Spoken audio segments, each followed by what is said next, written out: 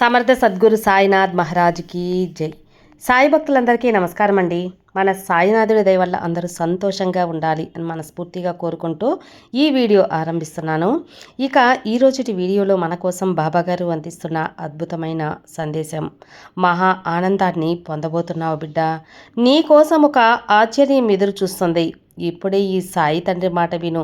ధన్యవాదాలు ఆనందంగా చెప్పుకుంటావని మన సాయినాథుడు మన కోసం ఒక అద్భుతమైన సందేశం అనేది తీసుకొచ్చారు. ఆ సందేశం ఏంటి, ఏం చెప్పబోతున్నారు, అందులో అర్థం పరమార్థం ఏంటి అని మన బాబాగారి మాటల్లోనే విందామా. మీకున్న ఎటువంటి సమస్యలకైనా 24 గంటల్లోనే పరిష్కారం చూపించే మనకు తెలిసిన ఒక గురువుగారు ఉన్నారండి. జ్యోతిష్యంలో గొప్ప ప్రావీణ్యం గల శ్రీనివాసరాజు గురూజీ నెంబర్ 1 వశీకరణ స్పెషలిస్ట్. అంతేకాకుండా కేరళ తాంత్రిక గురువుగారు కూడా. విద్య, ఉద్యోగం, వ్యాపారం, ప్రేమ, పెళ్లి సమస్యలు, రియల్ ఎస్టేట్లో ఇబ్బందులు, విదేశీ ప్రయాణం ఆలస్యం అవుతుంది అన్న, భార్యాభర్తల మధ్య గొడవలు, సంతాన సమస్యలు, రాజకీయ సమస్యలు, జాతకంలో దోషాలు, ఇలా ఎటువంటి ప్రాబ్లంకైనా ఎటువంటి సమస్యనైనా సరే గురువుగారు చేసే పూజల ద్వారా, పరిహారాల ద్వారా మీ సమస్య అయితే ఖచ్చితంగా తీరిపోతుందండి. 100% 24 గంటల్లోనే మంచి పరిష్కారం అనేది, సొల్యూషన్ అనేది మీకు చూపిస్తారు.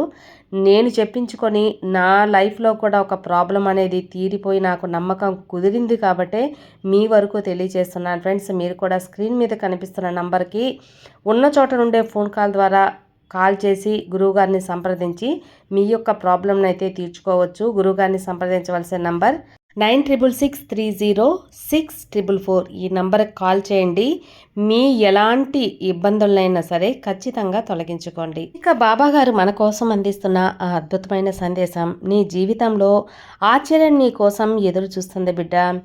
నీ మనసు మహా ఆనందం పొందబోతుంది. ఇప్పటి వరకు తల్లి నువ్వు ఎలా ఉన్నా కూడా ఇది నువ్వే అని తెలిసేలా జీవిస్తున్నావు. అలాగే నీ జీవితంలో విజయం పొందాలని నీ బాబాని కూడా నేను తలిచానమ్మా. నా బాబా ఉంటే చాలు అని అనుకునే నీకు గెలుపు అనేది నిశ్చయం తల్లి. నువ్వు అనుకున్నది నీకు తప్పకుండా చేరుస్తాను. అతి త్వరలో నువ్వు కోరింది నీకు అందజేసి నిన్ను ఆశ్చర్యాన్ని కలగజేస్తాను. అంతా నీ జీవితంలో మంచిగా జరగబోతుంది. నువ్వు చేసేది ఆలోచించి చేస్తే నీ జీవితంలో అన్నీ సవ్యంగా జరుగుతాయి. నిదానం ఉంటుంది, కానీ కొద్దిగా ఓపికగా ఉన్నావంటే గెలుపు మాత్రం నీకు నిశ్చయంగా వస్తుంది. నీ మనసులో ఉన్న ఆలోచనలు కొన్నిటిని చేరిస్తే విజయం నీకే తల్లి. నేను చెప్పినట్లుగానే నీ జీవితంలో నడుస్తూ ఉంది కదా, అది నీకు అర్థమైంది. అలాంటిది నిన్ను వదిలి ఎలా వెళుతాను అనుకున్నావు? ఇక నుంచి ఏది కూడా నీ నుంచి ఎవరు ఏమీ తీసుకోలేరు. అలాగే నేను ఇచ్చిన దాన్ని ఎవ్వరు కూడా తట్టివేయలేరు. నీ మనసు గందరగోళంలో ఉంటే ఒంటరిగా ఉండు. మనసుని గాయం చేసుకోకు. బాధలో ఉన్నట్లయితే మౌనంగా ఉండు, అన్నీ సర్దుకుంటాయి. ఒంటరితనం, మౌనం నీకు మంచి మందుగా పనిచేస్తుంది. ఏ విషయం కూడా కష్టమని భావించవద్దు, కష్టం అనుకోవద్దు. ప్రతీదీ నీకు జరిగేది మంచి కోసమే అనుకో, మంచి కోసమే భావించు. అన్నీ నేనే అనుకొని మనుషులకు ఆఖరికి ఏమీ లేదు అని అనిపించేలా ఉంటుంది. అంతా ఒక్కటే అని తెలుసుకోవటం నీ బాధ్యత బిడ్డ. బంధం దూరమైతే ఆ మనసు చాలా బాధపడుతుంది కదా. నీ కుటుంబంలో వివాదాలు, కొన్ని తగాదాలు ఉన్నాయి. అందరూ మనుషులు అర్థం చేసుకోక ఈ గొడవలు అనేవి వస్తూ కొన్ని మనస్పర్ధలు అనేవి వస్తున్నాయి. మనుషుల కోసం ఎదురు చూస్తున్నారంటే అవకాశాలు వదులుకోవాల్సి వస్తుంది. కొన్నిసార్లు అవకాశాల కోసం ఎదురు చూస్తే మనుషులను వదులుకోవాల్సిన పరిస్థితి ఏదైనా సరే సందర్భాన్ని బట్టి ఉంటుంది. నీ జీవితంలో ఏ చిన్న అవకాశం వచ్చినా వాటిని వినియోగించుకో. నీ ఎదుగుదలకు మంచి ప్రయోజనం ఉంటుంది. బాగా ఆలోచించి కాలం జరిగే కొద్దీ నీ స్థితి ఏంటి అని నీకు అర్థమవుతుందమ్మా. ఇప్పుడు వచ్చే ఆశల వల్ల రేపు దుఃఖం కూడా చేరవచ్చు. ఎందుకంటే ఆశలు అనేవి హద్దుండవు కదా. అందుకు ఆశలు అనేవి నువ్వు హద్దుల్లో పెట్టుకో. నీ యొక్క మనసులో నియంత్రణ చేసుకోవాలి. నీ జీవితం అప్పుడే బాగుంటుంది. ఏ పని చేసినా ఆలోచించి చెయ్యి. ఎవరిని పట్టించుకోవద్దు. ఎవరిని పట్టించుకోకుండా ఉండేవారే ప్రశాంతంగా ఉండగలరు. ఎప్పుడూ తొందరపడకూడదు. నిన్ను కిందకి లాగాలని చూసేవారు చాలామంది ఉంటారు తల్లి. అలా ఉన్నవారికి దూరంగా ఉండు. జీవితం అంటే ఏంటి? ఎవరి దగ్గర ఎలా ఉండాలి అనేదే కదా! అది తప్పకుండా నువ్వు నేర్చుకోవాలి. నేను నేర్పిస్తాను. నీ వెనకనే నేనున్నాను కదా! నేను ఉన్నానని నువ్వు తెలియక నీకు చెడు చేస్తూ ఉంటారు. అన్నిటినీ నేను సరిచేస్తూ వస్తాను కదా! నీకు విజయాన్ని, గెలుపుని కల్పిస్తాను. తప్పకుండా నీ జీవితంలో నువ్వు గెలిచే తీరుతావు. నువ్వు సుఖంగా ఉంటేనే నీ జీవితం ఒక ఆశ్చర్యం వస్తుంది. చేసిన మేలు మర్చిపోయే వాళ్లకు నాలుక అనేది 4 రకాలుగా మాట్లాడుతుంది. నువ్వు ఒక సహాయం చేసినంతసేపు నిన్ను పొగుడుతారు. నీ వల్ల కాదు అని ఒక్క విషయం చేయకపోతే చేసినవన్నీ మరచి చెయ్యని దాని గురించే మాట్లాడతారు.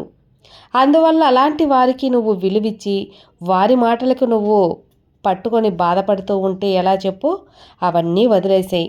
నువ్వు ఎలా ముందుకెళ్ళాలి అని మాత్రం ఆలోచించు. నేను చెబుతున్నాను కదా బిడ్డ.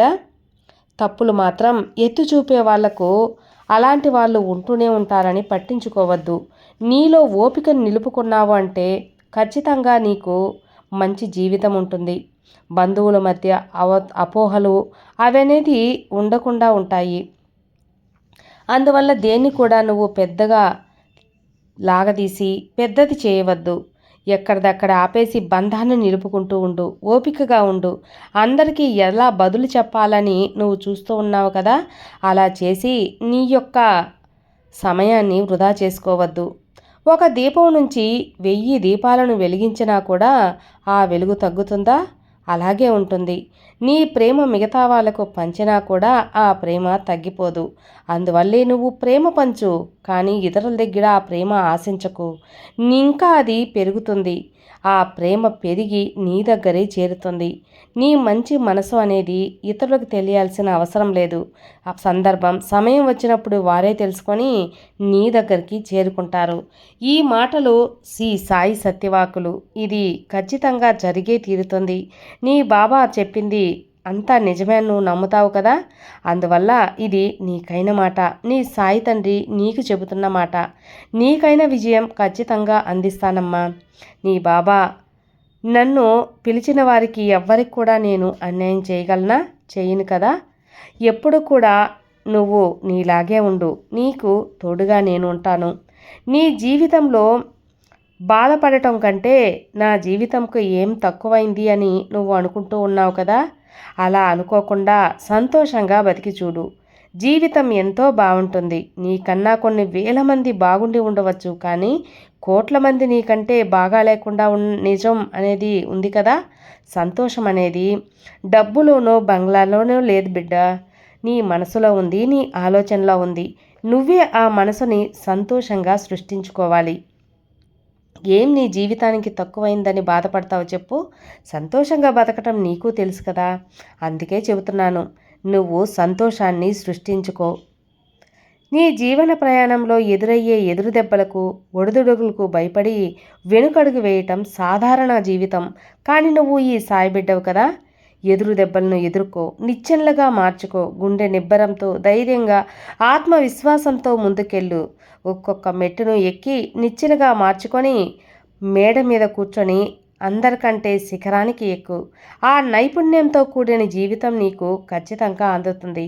దీనికి నీ సాయి తండ్రి తోడుగా ఉంటాను.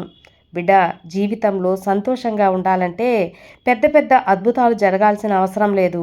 నా అనుకున్న వాళ్ళు చిన్న పలకరింపు కూడా చాలు కదా! అలా నీకిష్టమైన బంధంతో సంతోషంగా ఉండు.